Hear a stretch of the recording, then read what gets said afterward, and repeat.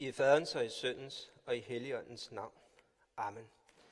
Dette hellige evangelium til 3. søndag i fasten står skrevet hos evangelisten Lukas.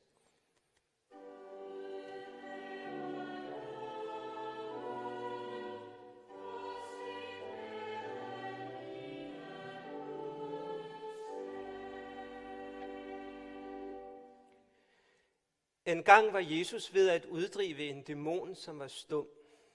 Da dæmonen var faret ud, begyndte den stumme at tale, og folkeskarerne undrede sig. Men nogle af dem sagde, det er ved dæmonernes fyrste Beelzebul, at han uddriver dæmonerne. Andre ville sætte ham på prøve og krævede et tegn fra himlen af ham. Men da Jesus kendte deres tanker, sagde han til dem, et hvert rige i splid med sig selv lægges øde, og hus falder over hus. Hvis nu også Satan er kommet i splid med sig selv, hvordan kan hans rige så bestå? I siger jo, at jeg uddriver dæmonerne ved Beelzebul. Men hvis jeg uddriver dæmonerne ved Beelzebul, ved hvem uddriver jeres egne folk dem så? Derfor skal de være jeres dommere.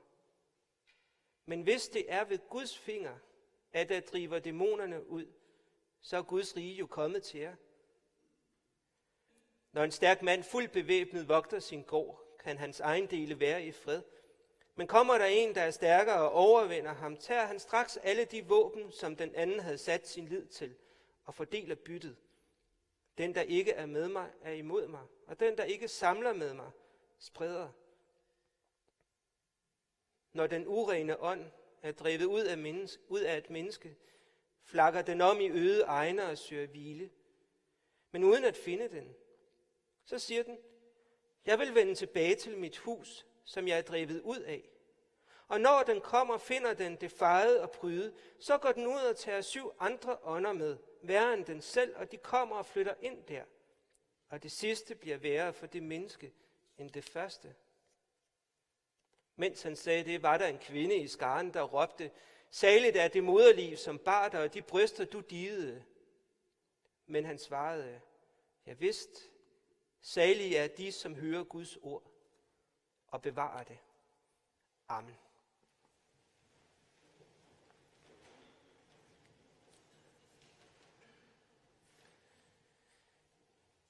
Når man kører rundt ude i øvelsesområdet ved Oksbøl, så er det som at køre ind i Danmark, sådan som det så ud i 1950'erne.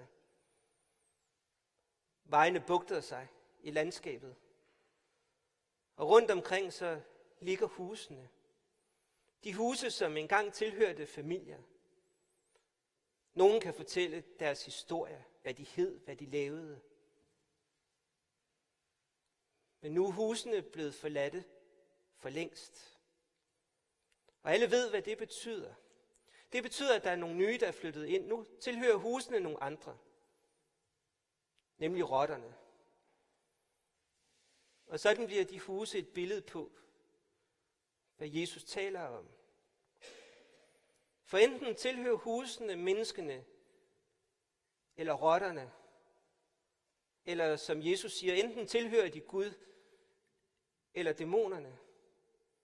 Og os, der bor i de huse, enten tilhører vi Gud, eller også så tilhører vi dæmonerne. Dæmonerne, der er så mange fine, fantasifulde beretninger og skildringer af dem. Skildringer, som hører middelalderen til, men vi er jo for længst kommet videre, siger vi. Men en ting er skildringerne og forestillingerne. Noget andet er virkeligheden. For skildringerne af dæmonerne dækker jo over en virkelig erfaring. En erfaring af ondskaben. Den ondskab, som kan komme og gribe os og forkrøble os for en tid eller for altid. Det er denne dæmoniske ondskab, som Jesus taler om. Så enten tilhører vi Gud, eller også tilhører vi dæmonernes ondskab. Det er enten eller.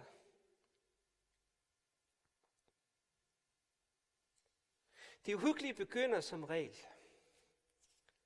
i det øjeblik, hvor vi bilder os selv ind, at det er os, der er herre i vort eget hus. Det er os, der er så meget herre, at det også er os, der kan drive dæmonernes ondskab ud af huset. Det uhyggelige begynder i det øjeblik, hvor vi så tror, at nu er vores hus fejet og prydet. Nu lever vi det rene liv. Nu er vi rene. Nu er vi gode. Nu lever vi et godt liv og har en god moral. Se hvor god og se hvor ren jeg er. Ja, når vi begynder at sige om os selv, at vi er gode og rene, begynder det uhyggelige.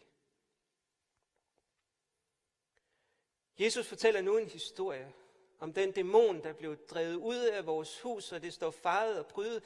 Nu går den stakkels dæmon rundt derude. Jeg flakker rundt i de øde egne hvileløst. Derude i de øde egne er der kun sand, så langt øjet rækker. Der er ingen forskelle. Sådan er det der, hvor dæmonen er. Der er altid øde og forskelsløst. Sådan er dens ondskab. Men vi står her, fejede og prydede, og tror, at vi er gode mennesker. Og lige pludselig, fortæller Jesus, så vender dæmonen tilbage til vores hus. Ja, ikke bare den har taget 7 andre med, så nu er de 8. Men der er ikke nogen, der kan se det, for de sidder i væggene, i gardinerne, i luften. De tilpasser sig. Og langsomt gør det noget ved os. Vi ændrer karakter. For vi sådan før holdt døren åben, begynder vi nu at lukke den for dem, der er udenfor, så de ikke forstyrrer os. I begyndelsen føles det rart, ikke at blive forstyrret. Nu er det bare os, der er herinde. Vi tænker det samme, vi ser det samme, vi hører det samme, vi er enige med hinanden, og vi går i samme retning. Og langsomt så opløses vi hver især i det her fællesskab, vi har herinde. Fællesskabet bliver forskelsløst, ligesom dæmonerne er forskelsløse. Vi glemmer os selv og hvem vi selv er. Vi bliver dette fællesskab. Og det er så stærkt, og det er sådan en berusende følelse at være del af dette fællesskab. Men jo stærkere denne følelse bliver, desto mere så lukker vi også døren ud mod de andre. Vi lukker den ikke bare mere, vi står fuldt bevæbnet, så der er ikke nogen, der kan komme ind. Og samtidig så siger vi ikke noget til dem udenfor. Vi er tavse. For det er et andet kendetegnet ved dæmonerne. Tavsheden. Og sådan sidder vi med hinanden. Og det eneste, vi taler til, er alle dem, der ligner os, og som vi kender. Ja, vores fællesskab herinde i huset er blevet et ekokammer. Det er det, der er det uhyggelige. Ja, det er faktisk der, det bliver allermest uhyggeligt. For vores fællesskab er blevet dæmonisk.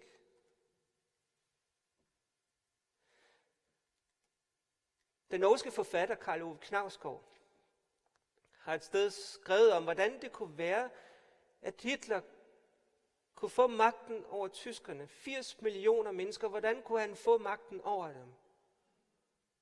Og han siger, at det kunne han, fordi han fik tyskerne til at føle sig som en del af et stort, stærkt, berusende fællesskab, hvor de marcherede i takt og altid var enige. De var et stort, berusende vi. En stor, stærk gruppe, som de kaldte vi er tyskere. Men for at dette store, stærke vi kunne fungere, måtte der jo være nogen, der ikke var det. Der måtte være nogen, der var udenfor, som ikke var en del af dem. Og dem, der ikke var en del af dem, blev mere og mere til et det. En stor forskelsløs gruppe mennesker, som ikke havde noget navn, nogen historie, noget ansigt. Det var bare en stor gruppe derude, som i deres bevidsthed kun var en karikatur af de mennesker, som de i virkeligheden var. Og sådan kunne de sidde i deres ekokammer, tyskerne, og bekræfte hinanden i, hvor stærke, hvor berusende det var at være dem, i modsætningen til det. For tyskerne var det jøderne. For Anders Breivik for nogle år siden var det en gruppe unge mennesker på en ø i Norge. For nogle dage siden var det en gruppe muslimer for en newzealandsk mand. De var ikke mennesker. Det var bare nogen uden ansigt, uden historie. Og når mennesker bare bliver det uden ansigt og uden historie, så bliver de nemme at hade. Og i sidste ende bliver de også nemme at slå ihjel. Historien viser det igen og igen.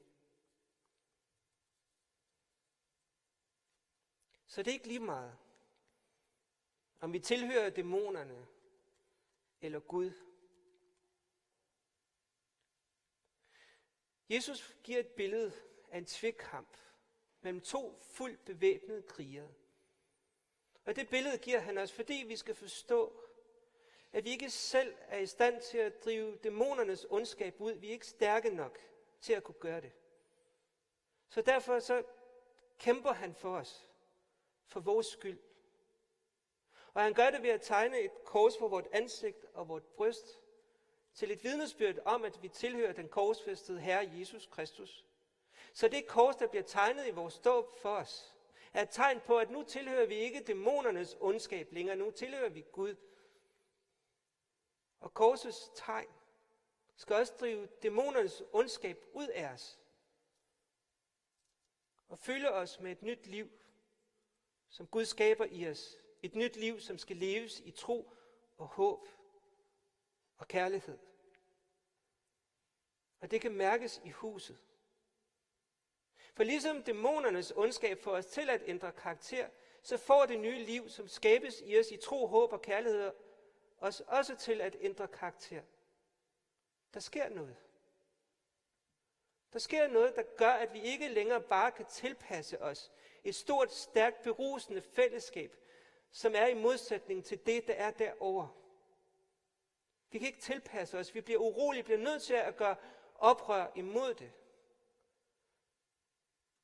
Der er en, der har sagt, at når han sidder til politiske møder med en masse mennesker, og folk begynder at få tårer i øjnene over den stærke, berusende følelse af, at de har den rette sag, så går han. Han går, fordi det passer jo ikke, at de andre bare er modstandere.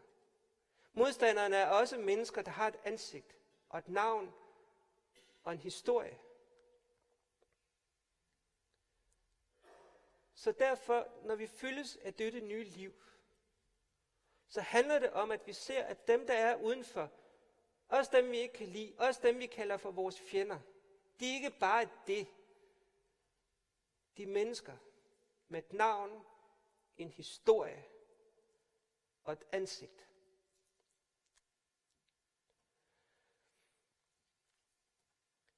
Lige nu der går der en ret god film, synes jeg, nede i biografen.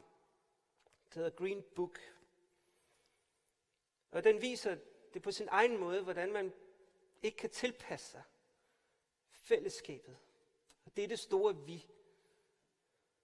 Den handler om den italiensk-amerikanske dørmand Tony og den afroamerikanske pianist Don. Og på mindre politisk korrekt dansk, så er Tony hvid, og Don er sort. Historien er, at Tony skal være chauffør for Don på en koncertturné ned i sydstaterne. Og i 1960'ernes USA, så er det ikke uproblematisk at være sort dernede i sydstaterne, og det er det heller ikke for Don. Han må ikke sove på de samme hoteller som de hvide. Når han spiller for fyldte koncertsale, fyldt med hvide mennesker, så må han ikke gå på det samme toilet som dem. Så hele tiden så får han at vide og mærker dernede, at når han er sort, så hører han ikke til her hos de hvide. Alle ved, det er sådan. Sådan er det bare. Og chaufføren Tony, han accepterer det også i første omgang, for han er også blevet opdraget med, at de sorte, det er bare andenrangsmennesker, der ikke hører til her hos de hvide.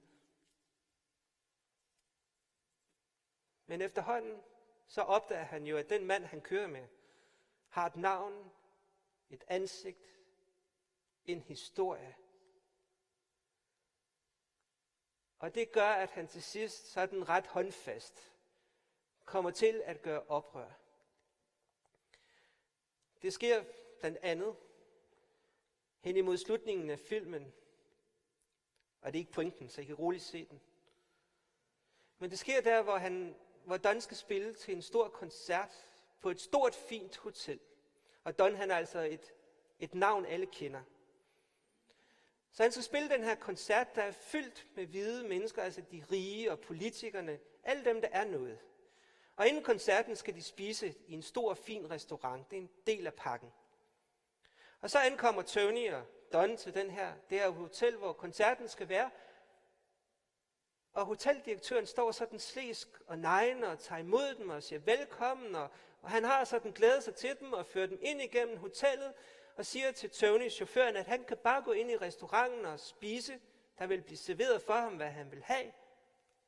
Og Don, han bliver vist ind i et rengøringsrum, lidt på størrelse med et kosteskab. Der kan han være.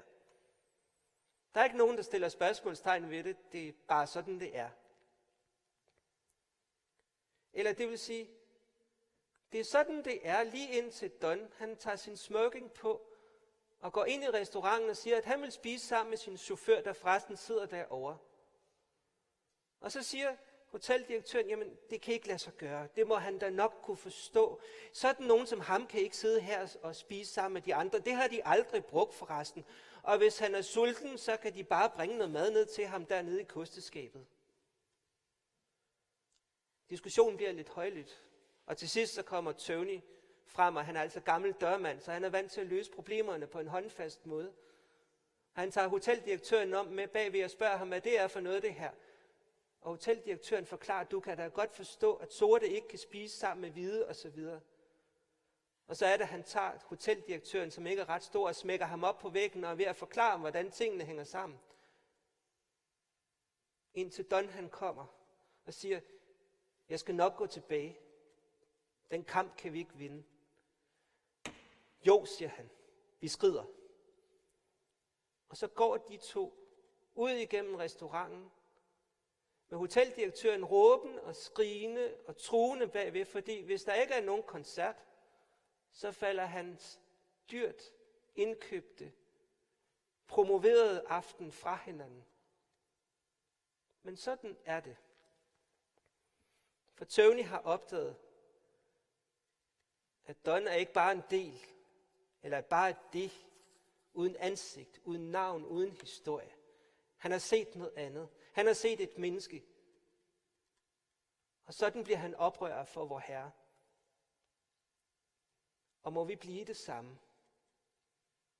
For vores hus tilhører ikke længere dæmonerne, der lukker os inde i et stort forskelsløst fællesskab, et vi, der er i modsætning til dem udenfor.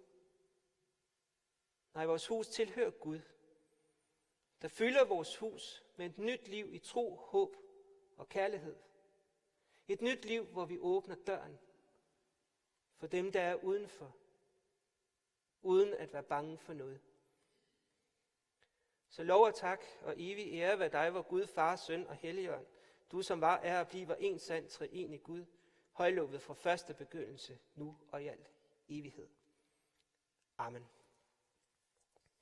Og lad os alle bede. Vor Far i himlene, vi takker dig for din kærlighed, hvormed du altid følger og forfølger os. Vi takker dig for livet. Lær os at leve det efter din vilje, at som du elsker og tilgiver os, skylder vi at elske og tilgive hinanden. Vi beder for din kirke, og for os, som er din kirke, at vi ikke må samles om os selv og hvad vi selv kan, vil og tror, men at vi må samles frimodigt på din befaling, og i håb til dig alene. Vi beder for hele den lidende verden, for dem, som lider under krig og uretfærdighed og sult og terror. Vi beder dig for vort land, for vort folk, for dronning Margrethe og hele det kongelige hus og vores regering. Vi beder dig om, at du ikke vil overlade os til os selv, men lære dem og os alle at leve vort liv i ansvar og i tro, og at have nok i det. Så beder vi dig for vores børn og alle vores kære. Vi beder for dem, som ikke kan se nogen mening med at leve længere, og vi beder for dem, som ingen kan lide. Vi beder for de syge, for dem, der skal dø, og for dem, der har fået en grav at græde ved. Følg du dem, og følg du os alle på alle vores mærkelige veje, og før du os altid tilbage til dig, når vi er faret vild. Og vær du fred og velsignelse for os, sammen med vores døde, nu og i al evighed. Amen. Og lad os med apostlen tilønske hinanden, at vor Herre Jesu Kristi nåde og Guds kærlighed og Helligåndens fællesskab må være med os alle. Amen.